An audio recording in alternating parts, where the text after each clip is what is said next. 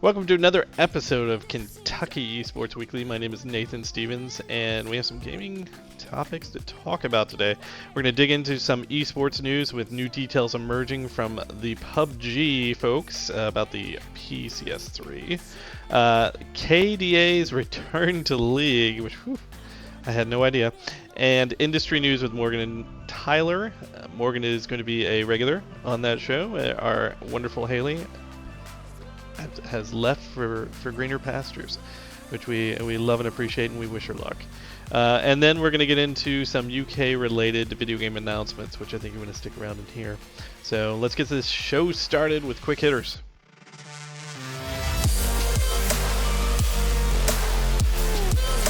Starting it off, the PUBG Corporation has finally announced details for the PUBG Continental Series 3, a regional tournament that spans North America, Asia, Europe, and Asia Pacific. Each region will feature a $200,000 prize pool with a total globally being $800,000. That is some pretty good chunk of change. The PCS3 begins on November 5th in North America and Asia, then soon after on November 7th in Europe and Asia Pacific. The entire tournament concludes on November 22nd, and winners will be crowned prior to the end of November. As was the case with the PCS2, fans of the series can guess the winners of each tournament along the way, and potentially win in-game items. So, esports people win money, the fans win items. That's pretty good. Lots of neat ways to watch and participate with PUBG's esports event, so mark your calendar and definitely make some space on it. You can file this under, I had no idea this was a thing, KDA, a virtual K-pop band that features League of Legends characters, is making a return to League of Legends Runeterra, Teamfight Tactics, and League of Legends Wild Rift. The comeback tour will feature a skin line for players to partake in, as well as new personalization items included in League of Legends Runeterra and Team Tactics. So that would be nice. I know that fans of those games will certainly be happy. The return of the band is being fueled by KDA's 2020 All Out EP, which is apparently wildly popular. I had heard about this, but I had never seen it or actually heard the EP before, but hey, you know what? Whatever makes people happy. I looked up everything I could about Katie, and I had no idea that people absolutely adored this band. Whole idea is wild, but at the same time, I mean, it's very cool. It's very cool. Good for Riot Games for sprinkling in more excitement on esports and providing a new avenue of revenue for those looking for some darn good music. I know video game music is a hit amongst a lot of people, including our own Alex Cutadean, who adores a Castlevania soundtrack. I think it's Bloodlines, but it could be Dracula X, one and the same, I believe. Anyway, that is it for quick hitters. Here's Morgan and Tyler with industry news. Hello, I'm Tyler Ralston. And I'm Morgan Mulberry. And this is your week's industry news.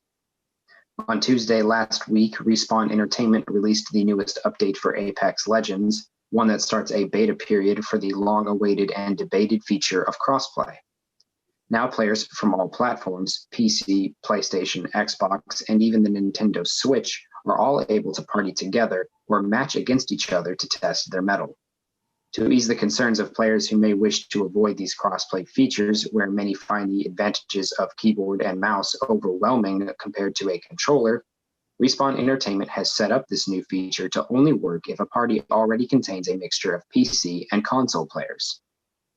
If this is the case, then the party will be queued with PC only and other mixed parties, while console only players will still compete against each other. Keep in mind this is a beta for testing how the feature works in a live environment, so changes will come as issues are uncovered. For now, enjoy leaping into the chaos of gunfire with any friends of your choosing by your side. Are restaurants teaming up with PS5?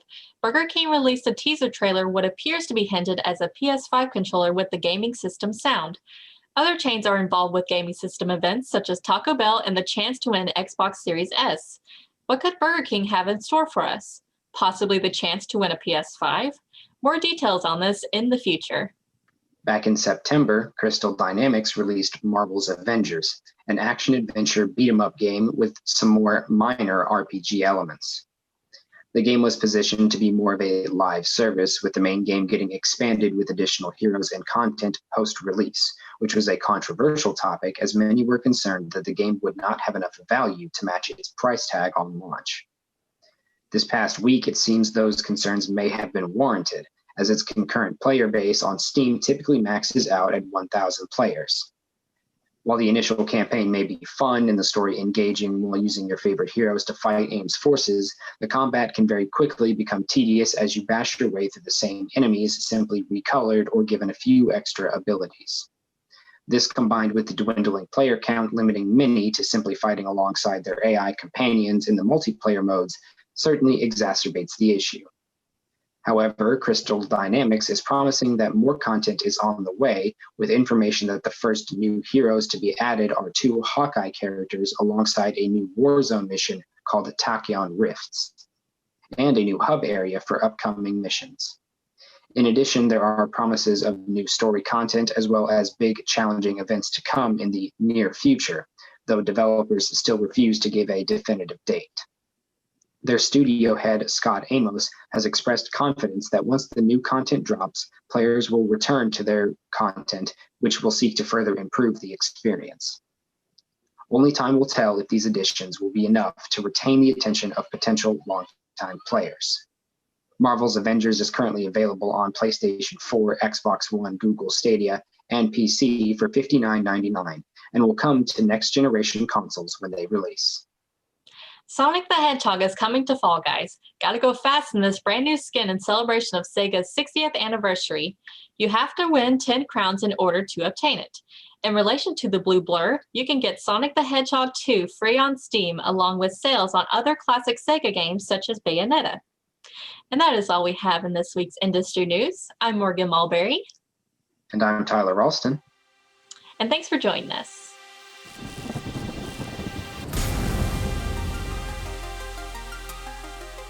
Thank you, Morgan and Tyler. It was an excellent inauguration of Morgan into the industry news, so we'll keep it rolling. Alex Cutadean is joining us again. And Alex, you doing all right? Yeah, I'm doing well, and that was Morgan actually did it a couple weeks ago too. So she's that was her trial, I guess, and we decided to have her back. We want her back as a permanent placement because we were trying to figure out how we could get somebody with such talent like Haley had, and Morgan would certainly fit that mold. So yes, Haley. Morgan will do her best to replace Haley, who did a fantastic job, and we're happy for her new career, but sad to see her go. Absolutely. Well, what do you have for us on UK's campus side of things?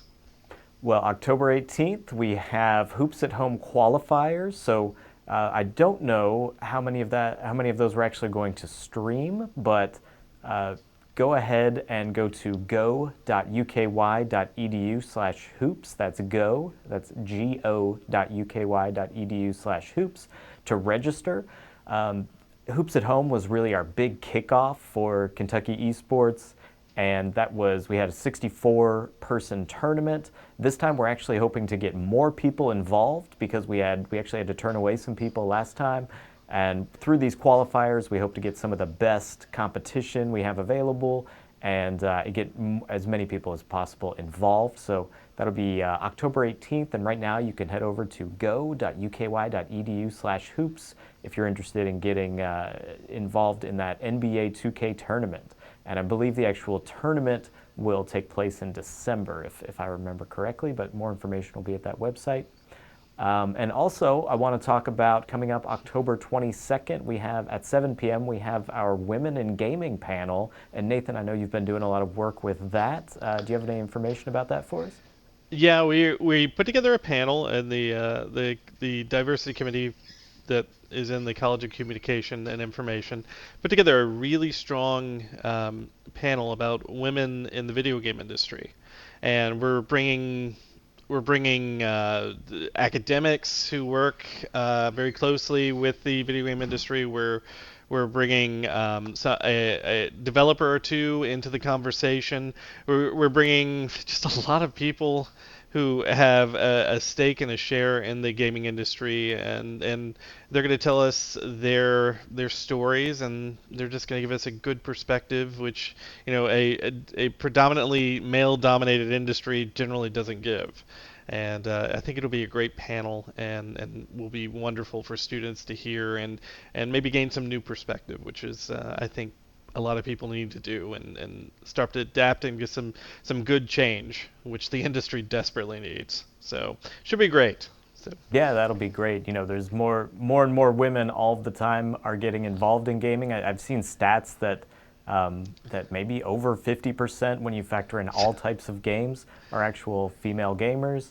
And but we've had some of the people on this panel have been involved in the industry for quite some time, and it'll be great to hear their story. Absolutely, it will be, and just them maybe giving some inspiration to up and coming female gamers or people who want to be in the industry doing and making games. It'll be something quite special, and just a really, really good panel overall. So. Well, I'm definitely looking forward to that. And then coming up just after that, October 24th through the 30th, from 5 to 8 p.m. each night, we have Give Health for Kentucky Kids. That will be a fundraiser. We're involving all sorts of elements from around campus, as well as high-profile celebrity streamers and members of UK Athletics, just all sorts of people from around the community. There will be fundraiser involved with that, and as part of your donation, you'll be entered in different raffles. So there is some more information on the screen about that, and that should be a huge event, 5 to 8 p.m. for a week-long event starting October 24th going through the 30th. That would be a great fundraiser. We're raising funds for the Kentucky Children's Hospital, and yeah, I'm really looking forward to that.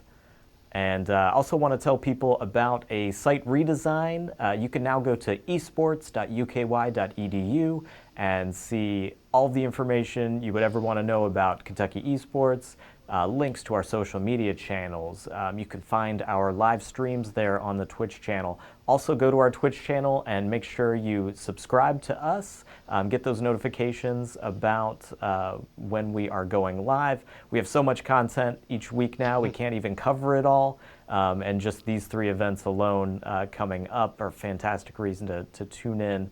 But to make sure you don't miss anything, subscribe to our Twitch channel and check out that new site redesign, esports.uky.edu. That's awesome. That's awesome. And definitely, I mean, and I know Alex didn't say this or is pushing this, but please, and I know he wants to, please, if you're interested in streaming, uky.edu/esports is a good place to start for information and get involved. That would be awesome. Yeah, So. get involved. We are looking for all types of people from the community to contribute to this esports program. We're looking for streamers, behind-the-scenes people, producers, technical people, experts in different areas involving gaming. So if you are interested in playing games, researching games, head over to that URL. There's information about how to get involved. That's awesome. That's awesome. And this is all coming together beautifully, by the way. UK's esports initiative and how they want to get involved with video games has been just just in a good rolling sort of manner. Kind of like Katamari Damacy, just collecting and going and getting bigger and bigger. So, Good old well, that's Katamari. awesome, Alex. I know. There was some commercial. I was watching UK football on Saturday, and there's some commercial. I'm not even gonna name the company. I think it's an insurance company where this lady rolls up in her rug and just keeps rolling down. I was like, is this Katamari Damacy? Is this the first commercial? I was like, no, this is insurance. I was telling my wife yesterday that commercial makes me claustrophobic. Just the idea of being in the middle of that many rugs and other pieces of cloth. I never thought of it that way. Now that's terrifying. Well, thank you very much, and thank you everybody who is stuck with us today and watched the show. And just remember, we got other things going on. Check out the Twitch channel, the university's Twitch channel, and yeah, just stay safe. Wear a mask, stay safe, Have a great rest of the week. We'll catch you next week.